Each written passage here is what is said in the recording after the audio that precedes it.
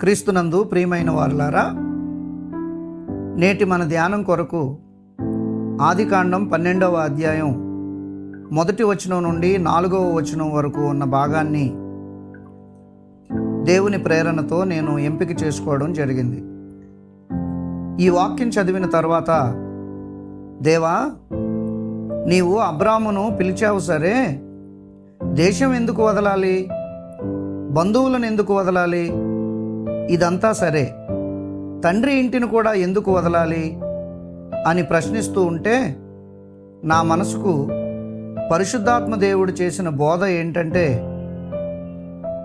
దేవునికి మనిషితోనే పని కానీ మనిషి గతంతో కాదు అని బయలుపరిచారు. మనుషులకైతే ఎప్పుడూ మన గతంతోనే పని.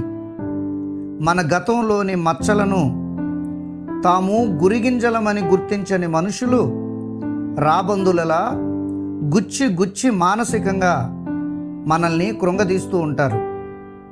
కానీ తన బిడ్డలుగా ఉండడానికి మనల్ని ఆహ్వానించిన దేవుడు మన గతాన్ని ఒక్కసారి క్షమించాక మరలా దాన్ని ఎప్పటికీ జ్ఞాపకం చేసుకోడు.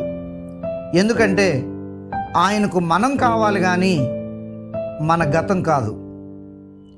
యెషయా 43:25లో నేనే నా చిత్తానుసారముగా నీ అతిక్రమములను తుడిచివేయుచున్నాను, నేను నీ పాపములను జ్ఞాపకం చేసుకొనను అని దేవుడు మనకు తెలియజేస్తూ ఉన్నారు.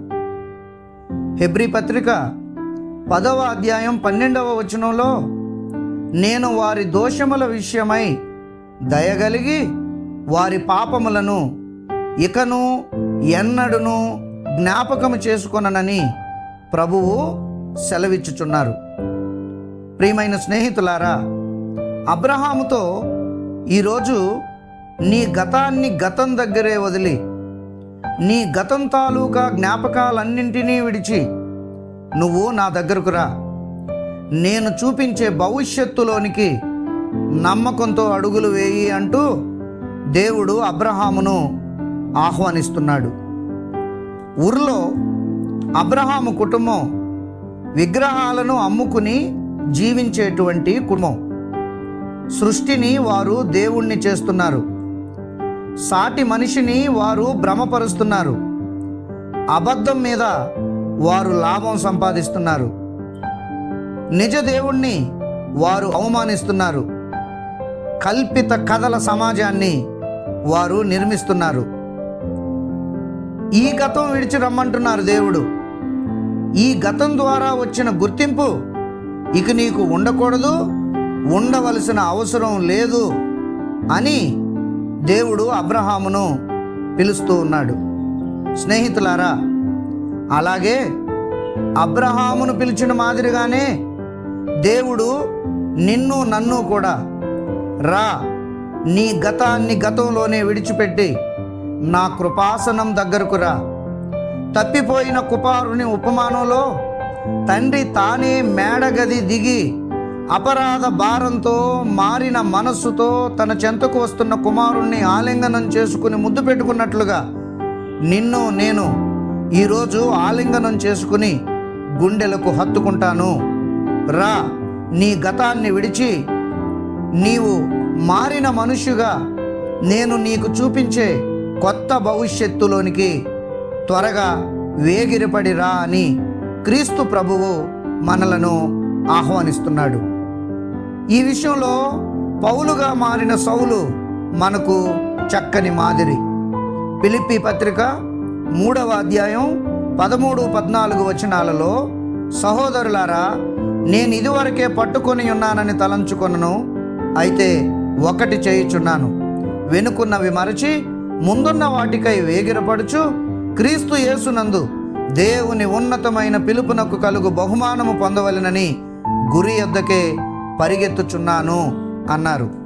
అబ్రాము కూడా, చూడు అబ్రాము, నీ గతం వదిలి నువ్వుగా నా దగ్గరకు రా అన్న దేవుని పిలుపుకు స్పందించి దేవుడు చూపే భవిష్యత్తులోకి నమ్మకంతో కాలు పెట్టాడు. అందుకే అబ్రాము అబ్రహాము అయ్యాడు, విశ్వాసులకు తండ్రి అయ్యాడు, అన్నింటికీ మించి దేవునికి స్నేహితుడయ్యాడు. కనుక ప్రియ స్నేహితులారా, మనం కూడా మన పాప జీవితానికి స్వస్తి చెప్పుదాం, మన పాప జీవితానికి సమాధి కడదాం, మనంగా దేవుని దగ్గరకు వద్దాం.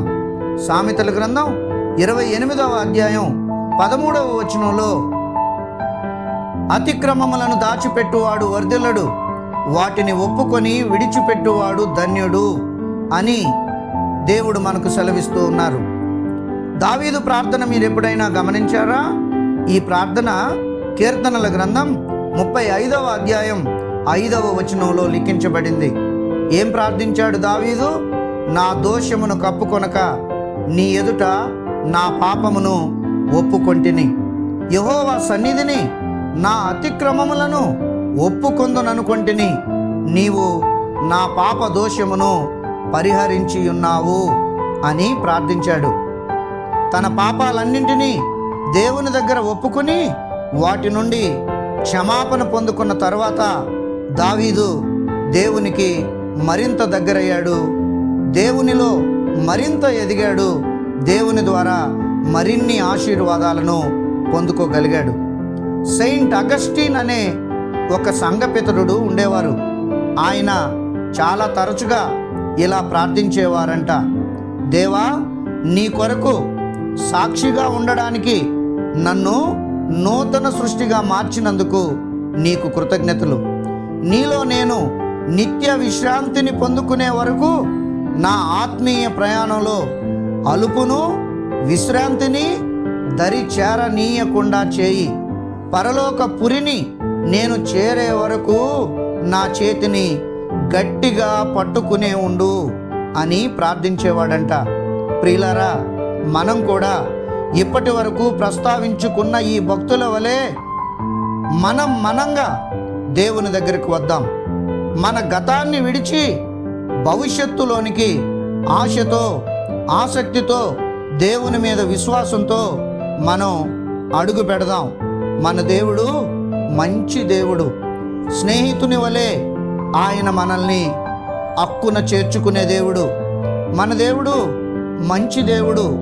కుమారుని వలె, కుమార్తె వలె మనల్ని అక్కున చేర్చుకునే దేవుడు.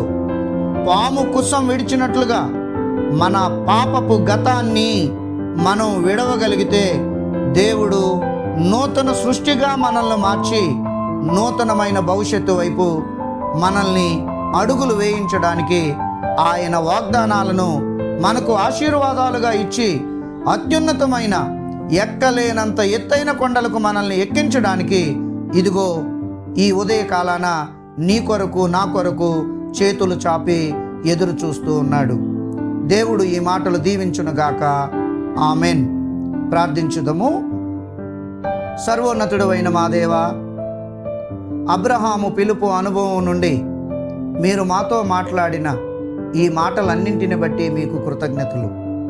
మా గతాన్ని విడిచి, గతం తాలూకు మా చీకటిని, మా పాపమును విడిచి నూతన సృష్టిగా మార్చబడి నీవు చూపించే ఉన్నతమైన భవిష్యత్తు వైపు అడుగులు వేయడానికి నీ పైన విశ్వాసంతో మేము ముందుకు రావడానికి మా మనసులను మీరు ప్రేరేపించండి.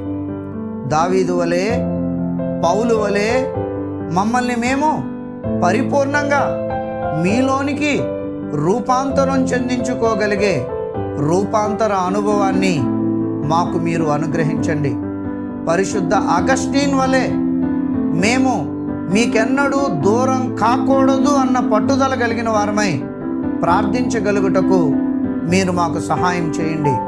కడకు అబ్రహాము వలె మేము నీకు స్నేహితులుగా మారి చిరకాలము మీతో స్నేహం చేసి మీరు చూపించే ఆ పరలోక పురిలో ధైర్యముగా రొమ్ము విరుచుకుని మేము ప్రవేశించడానికి మీరు సహాయం చేయండి.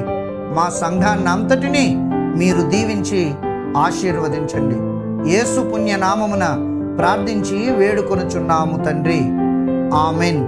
తండ్రి, కుమారుడు, పరిశుద్ధాత్మ త్రియేక దేవుని దీవెనలు ప్రభు బిడ్డలమైన మనకెల్లరకు సదాకాలము తోడయుండునుగాక. ఆమెన్.